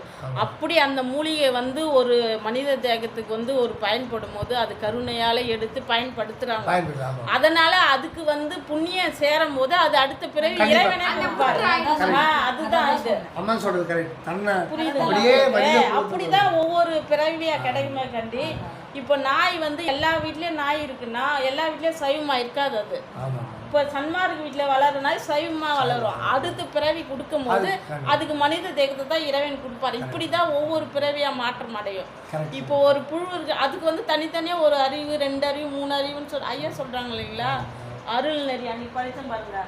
இந்த இது பிறகும் போது உனக்கு சண்டால பிறவி கொடுப்பேன், இது இப்போ இது இருக்கும் போது உனக்கு இது செடி கொடி கொடுப்பேன், இப்படி இருக்கும் போது உங்களுக்கு மரம் கொடுப்பேன், மிருக அந்த குணம் கொடுப்பேன்னு சொல்றாரு வள்ளலாறு. அந்த இதுல உரை நடைப்பதில் எழுதி அருள்நெல்ல எழுதி வச்சிருக்காரு. அப்படிதான் ஒவ்வொரு இதுவா மாறி மாறி வருது. அதான் அவ்வையா சொல்லுங்க இல்லைங்களா, பிறப்பு என்னது மானிடரார் பிறத்தல் அரிதுன்னு சொல்லிட்டு எல்லாம் கடந்து கடந்து நம்ம வரும்போது இந்த மனித தேகத்துக்கு தான் அந்த மனம் செயல்படுகின்ற அந்த அறிவையும் கொடுக்குறாரு, அறிவு விளக்கத்தையும் கொடுக்குறாரு. மற்ற ஜீவராசிகள் உண்டாயா அதுங்க இதுன்னா நான் என்னென்ன சாப்பாடு தான், ஆடுனா சாப்பிட இலை தான் சாப்பிட்றேன். ஆனால் மனிதனுக்கு என்ன கிடைக்கல, எவ்வளோ சுதந்திரம். அது நினைச்சா நான் என்ன வேணாலும் வாங்கி சாப்பிடலாம், அது நினைச்சா என்ன ட்ரெஸ் வேணாலும். இந்த இதுதான் வந்து என்ன சொல்றாரு, தேக சுதந்திரம், போக சுதந்திரம், ஜீவ சுதந்திரம். இது வந்து மனிதலா பெற்ற அவங்களுக்கு தான் கொடுத்துருக்கிறாரு, மற்ற ஜீவன்களுக்கு கொடுக்கல. அது என்ன சொல்றாரு, இந்த 3 சுதந்திரத்தையும் நீ என்னிடத்துல கொடுத்துரு, இறைவன் இடத்துல நீ கொடுத்துட்டீன்னா என்னுடைய சுதந்திரம் மொத்தம் உனக்கு கொடுத்துருவேன். அப்பதான் நீ அந்த மரணமில்லா பெருவாழ் பெற முடியும்னு சொல்லிட்டு இதை வந்து என்ன வள்ளலார் என்ன சொல்றாருன்னா, எனக்கு இதை கூட வந்து அருள் தான் எனக்கு உணர்த்துச்சு.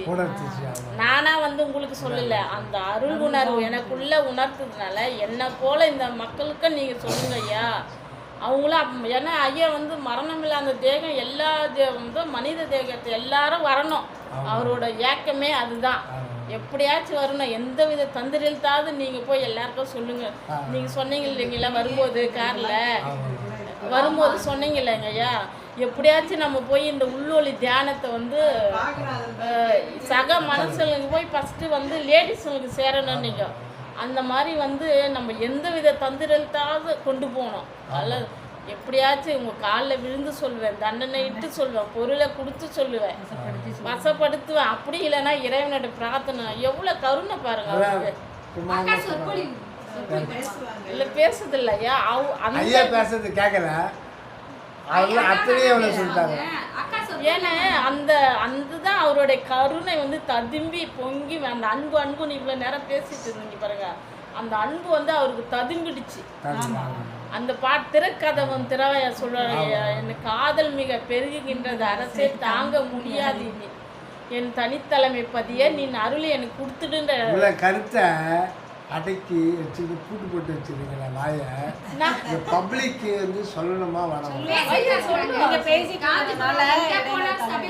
நீங்கள் ஒரு வருஷத்துக்கு 3 மாதத்துக்கு ஒரு முறை ஒரு 150 பேரை அந்த இடம் கரெக்டாக இருக்கும்.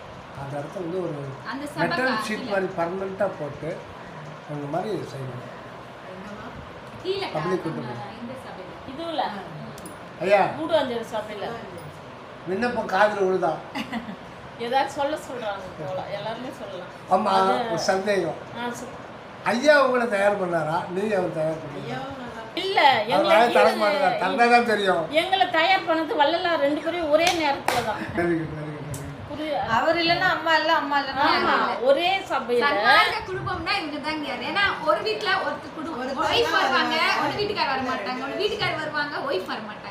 ஆனா இந்த வீட்ல மட்டும் தான் நாங்க வந்து புலால் விட்டுதான் ஒரே நாள்ல 2 பேரும் ஒரே நாள்ல தான் விடுறோம், ஒரே இடம் தான் போகும். அந்த மாதிரி வள்ளலார் வந்து ஆட்கொண்டார், அவரு தான் செஞ்சாரு. நாங்க விட்டோம், அவரு விட்டாரு, நான் விட்டேன் அப்படிலாம் கிடையாது. அவர் வந்து இந்த ஆன்மாங்களாம் இப்படி இருக்கணும்னு அவரு நினைச்சு அவரு வந்து வழி நடத்திட்டு இருக்காரு. அதுதான் அவங்களா நானா அப்படிலாம் சொல்ல தெரியல. நாங்கள் சன்மார்க்க குடும்பம் அருமையான இது.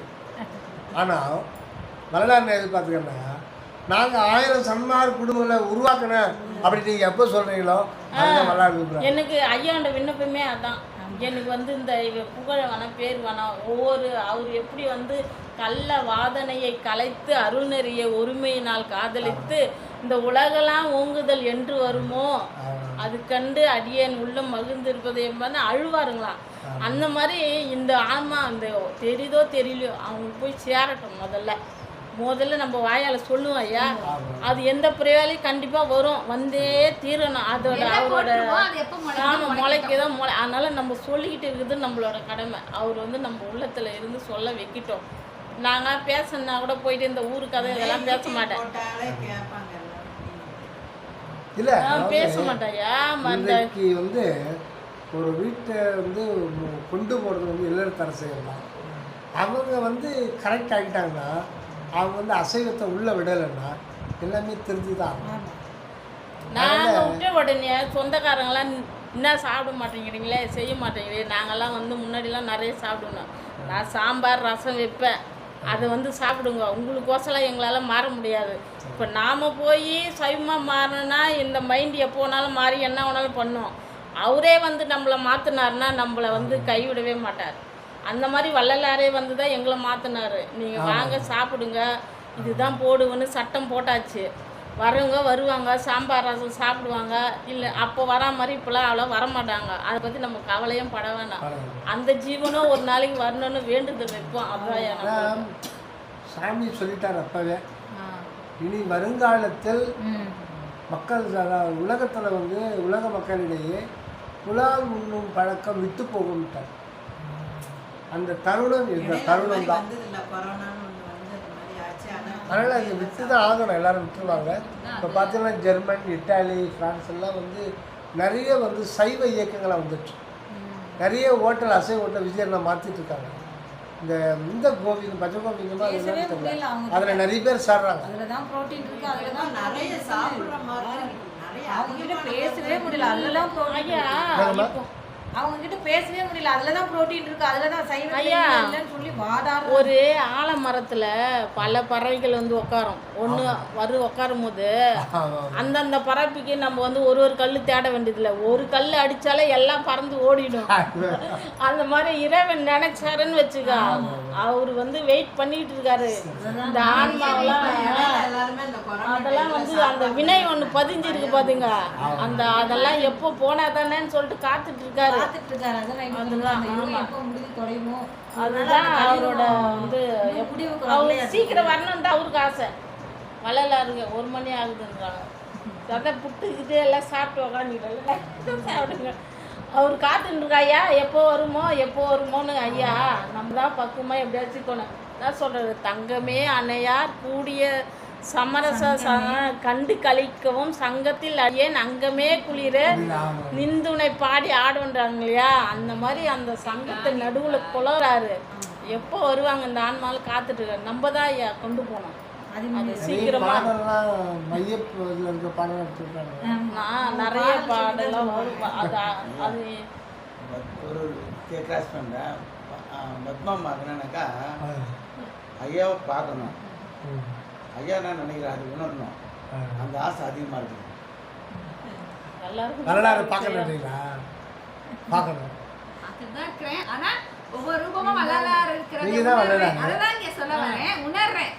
ஆனால் அவர் அந்த உண்மை அவர் இது உணரணும். அதுக்கு வந்து ஒவ்வொருத்தருக்கும் ஒரு இது நேரம் காலம் வச்சிருப்பாரு. இப்போ வள்ளலாரை உணரணும்னா வள்ளலார் வந்து அருப்பெருஞ்சோதி ஆண்டவரை எப்போ உணர்ந்தாரு, எப்படி விட்டு உணர்ந்தாரு, நம்ம அந்த மாதிரி நிலைக்கு. அது நான் நிறைய உணர்ந்திருக்கேன் நிறைய வாட்டி. ரொம்ப தயவுக்குள்ள இறக்கத்துக்குள்ள போங்க, அப்படியே நம்ம கரைஞ்சு மெல்ட் ஆகும்போது அங்க வந்து அப்படியே ததும்பும். இன்னும் வந்து அதுதான் கூட சொல்லுவாங்க, அக்கா இது பேசுறாங்க அங்கெல்லாம் போய் சொல்லிட்டு. எனக்கு வந்து என்ன பேசுறதுன்னு தெரியாது. நான் பயத்தோட தான் அங்கே பேசணும்னு நான் போவேன். அப்புறமா இவங்களே சொல்ல நான் என்ன பேசுறேன்னு தெரியாது, ரெக்கார்ட் பண்ணி வச்சாதான் நான் என்ன பேசுறது. ஏன்னா நான் கேட்கணும்ல, நான் என்ன பேசுறேன், நான் பேச மாட்டேன், ஐயா தான் வந்து பேசுவார்னு நினைப்போட தான் போவேன். அதுக்கப்புறம் பார்த்தோன்னா நம்ம பேசிக்க மாட்டோம், ஐயா தான் வந்து பேசுவார். அப்போனா நினைக்கிறோம், அப்போ அந்த இடத்துல ஐயா வந்துடுறாரு. நான்ன்றது கரைஞ்சி போயிட்டு நாமளே கிடையாது. நம்மளாம் ஒன்றுமே கிடையாது, வள்ளலார் தான் நாமும், அவரு தான் இது, அந்த உணர்வு. அப்போ வந்து இது வந்து அருள்ஜோதி சேனலில் எடுத்தாங்க பாருங்க ஃபஸ்ட்டு வீட்டில் வந்து.